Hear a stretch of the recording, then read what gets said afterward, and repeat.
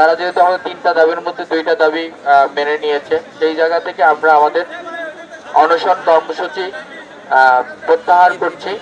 তবে মিটিং এর সিদ্ধান্ত পর্যন্ত এবং যতক্ষণ না আমাদের আবাসন ব্যবস্থার একটা নির্দিষ্ট চূড়া হয় ততক্ষণ পর্যন্ত আমাদের বিশ্ববিদ্যালয় শাটডাউন থাকবে। এবং এক্ষেত্রে বিসি ভবন সহ সকল একাডেমিক কার্যক্রম এর মধ্যে অন্তর্ভুক্ত থাকবে। আর আমরা অনশন কর্মসূচি প্রত্যাহার করছি। তবে কালকে সকাল 8টা থেকে আমাদের শাটডাউন কর্মসূচি চলমান থাকবে যতক্ষণ না এই মিটিং এ আমাদের এই ফাইনাল আমরা রেজাল্ট পাই। গতকাল সকাল 8টা থেকে আমাদের দ্বিতীয় ক্যাম্পাসের কাজ এবং অস্থায়ী আবাসন সুবিধা নিশ্চিতের লক্ষ্যে অনশন করে আসছি। এখনো অনশনরত অবস্থায় আছি।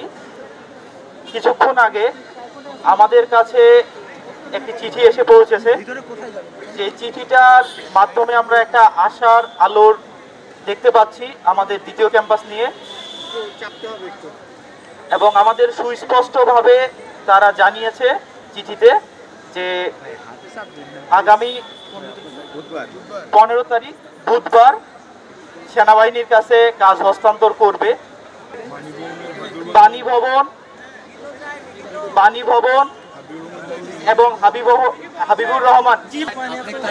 হাবিবুর রহমান হলের স্টিল বেস স্ট্রাকচারের অনুমোদন দিবে।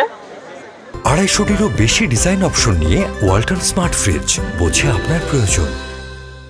15 তারিখে আমাদের হাতে যে চিঠিটা দিয়েছে সেই চিঠিতে তার স্পষ্ট করে বলেছে এই কথা, এবং 70% যে আবাসন ভাতা সেটার আলোচনা করে আমাদেরকে জানিয়ে দিতে চাইছে। আমি রাকিব ভাইকে চিঠিটাই পড়ে শোনানোর জন্য অনুরোধ করছি। আপনারা জানেন গত 13 নভেম্বর আমরা মন্ত্রণালয়ে একটা মিটিং করি এবং সেই মিটিং এ কিন্তু বলা হয়েছিল যে বিশ্ববিদ্যালয় প্রশাসন সেনাবাহিনীকে কাজ হস্তান্তরের ব্যাপারে সকল ব্যবস্থা গ্রহণ করবে। কিন্তু আমরা গত 2 মাস অতিবাহিত হয়ে যাওয়ার পরও আমরা কোনো কিছু দেখতে পাইনি, যার পরিপ্রেক্ষিতে আমরা গতকালকে থেকে গণ অনশন কর্মসূচি চালিয়ে যাচ্ছি এবং এটা চলছে। কিন্তু আমরা কিছুক্ষণ আগে যে চিঠিটা পাইলাম সেই চিঠিতে স্পষ্টভাবে উল্লেখ রয়েছে যে আগামী 15 তারিখ বুধবারে যে মিটিংটা হবে সেই মিটিংয়ে প্রকল্পের কাজ বাংলাদেশ সেনাবাহিনীর নিকট হস্তান্তর হবে। তারপর বিশ্ববিদ্যালয়ের বাণী ভবন ও হাবিবুর রহমান হল স্টিল স্ট্রাকচারের মাধ্যমে নির্মাণ করার জন্য প্রয়োজনীয় ব্যবস্থা গ্রহণ করবে।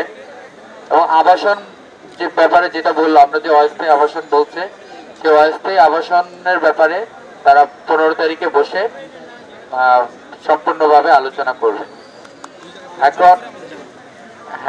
এখন যে বিষয়টা সেটা হলো যে যেহেতু আমাদের এখান থেকে আমাদের 3টা দাবির মধ্যে 2টা দাবি তারা একদম স্পষ্ট বলে দিয়েছে, আরেকটা দাবি বলছে এটা আলোচনা সাপেক্ষে কমপ্লিট করব। তো সেই জায়গা থেকে তারা যেহেতু আমাদের 3টা দাবির মধ্যে 2টা দাবি মেনে নিয়েছে, সেই জায়গা থেকে আমরা আমাদের অনশন কর্মসূচি প্রত্যাহার করছি। তবে মিটিং এর সিদ্ধান্ত পর্যন্ত এবং যতক্ষণ না আমাদের আবাসন ব্যবস্থার একটা নির্দিষ্ট চূড়া হয় ততক্ষণ পর্যন্ত আমাদের বিশ্ববিদ্যালয় শাটডাউন থাকবে।